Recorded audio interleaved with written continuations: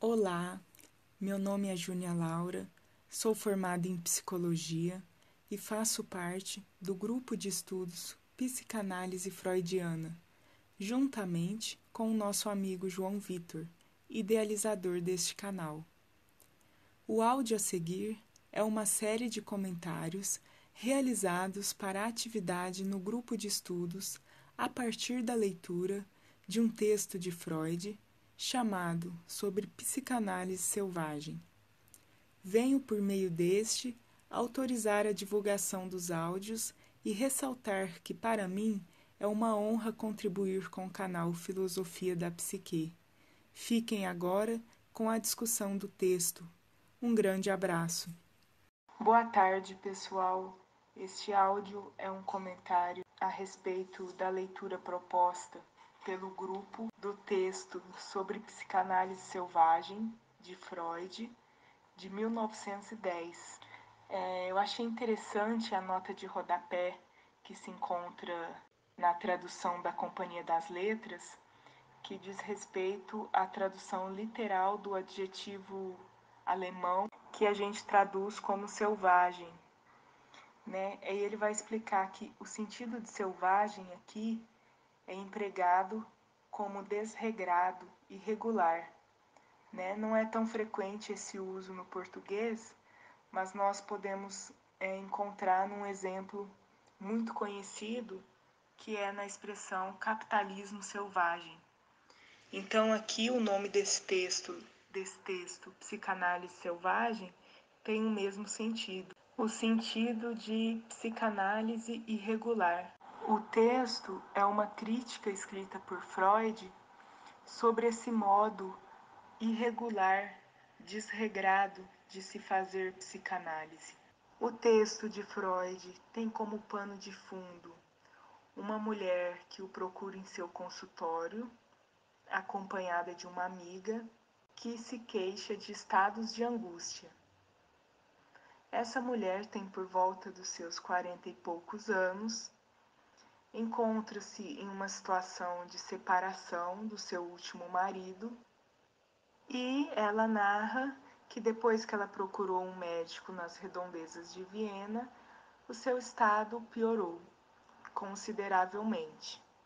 Freud alerta nesse primeiro ponto que alguns pacientes podem não trazer um relato verdadeiro sobre seus médicos, né? Então ele pede inclusive licença para poder falar da conduta desse médico, que ele vai falar a partir da narrativa da paciente. E os pacientes podem projetar nos médicos desejos reprimidos, né? Desejos ocultos. Então é importante estar atento a essa ressalva. O primeiro erro científico que Freud aponta é a compreensão errada do conceito de vida sexual, entendendo como sexualidade apenas a necessidade dos atos sexuais em si, a necessidade da satisfação sexual em si, no que seria no orgasmo ou na liberação de substâncias orgânicas, em um sentido que irá acentuar exclusivamente o fator somático da sexualidade. E para a psicanálise, isso não é verdadeiro, não corresponde ao conceito de sexualidade ou de vida sexual que a psicanálise emprega. Para a psicanálise, esse conceito vai muito além do sentido popular, vai muito além da satisfação dos atos sexuais. A psicanálise, inclusive, se utiliza do termo psicossexualidade, ou seja, ela enfatiza elementos como elemento psíquico na vida sexual. Então fica claro o seu sentido mais abrangente. Dessa forma, a psicanálise entende o sujeito como aquele que jamais conseguirá se satisfazer completamente. E isso introduz ao segundo erro destacado por Freud, que é a ideia de que a remissão dos sintomas ou a melhora do paciente em relação ao seu quadro se dará pela satisfação dos impulsos sexuais, como prescreveu esse médico nesse caso dessa senhora, que não entendeu que a satisfação sexual em si não é um remédio para a queixa neurótica. Vale ressaltar que o paciente só está em conflito porque ele é incapaz de encontrar a satisfação, e não porque ele não pensou, como no caso dessa senhora, em arrumar um amante, em se satisfazer sozinha, né? Por óbvio, ela via esse caminho, só que devido às resistências internas, ela não é capaz de resolver o que? Este conflito. Então, Freud vai dizer que se não tivessem suas resistências internas, o paciente, né, encontraria por si só o caminho para a satisfação do seu instinto, mesmo quando o médico não lhe aconselhasse. O terceiro e último erro científico descrito por Freud diz respeito ao diagnóstico realizado pelo médico. Ele diz que quem se queixa de angústia não tem necessariamente uma neurose de angústia. Ou seja, o diagnóstico de neurose de angústia ou de outro diagnóstico não deve ser retirado, né, do nome. Ou seja, não é porque um paciente se queixa de angústia que ele tem uma neurose de angústia. É necessário que seja analisado outros sintomas, é necessário que seja analisado a dinâmica inconsciente do paciente e é necessário distinguir outros estados patológicos de angústia do de neurose de angústia. No caso do texto, Freud diz que a paciente parece ter um diagnóstico de histeria de angústia. E é necessário ao médico realizar o diagnóstico correto para ele justamente poder propor um tratamento eficaz. Porque no caso desta senhora, Freud vai comentar que se o médico tivesse realizado o diagnóstico correto, jamais ele proporia o tratamento que ele propôs. Outro ponto citado por Freud diz respeito às falhas técnicas daquele que pratica a psicanálise. Uma falha técnica importante que Freud ressalta é a concepção de que, retirada a ignorância do paciente, este irá se curar, o que não é verdade, né?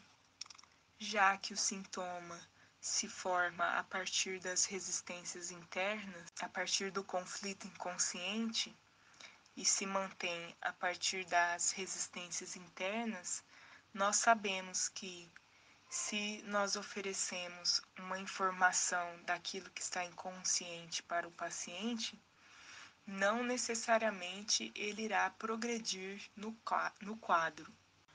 Porém, nós sabemos também que é imprescindível esta comunicação do conteúdo inconsciente para o paciente. Sabendo disso, Freud determina nesse texto que essa informação, essa comunicação do conteúdo inconsciente aconteça apenas depois de cumpridas duas condições: que o paciente se avizinhe daquilo que foi por ele reprimido, de modo que ele tenha uma atitude de interesse, que ele já tenha interesse em desvelar este conteúdo inconsciente, esteja à procura dessa informação, né? Esteja com uma atitude também investigativa, também de interesse. Foi dessa forma que eu entendi.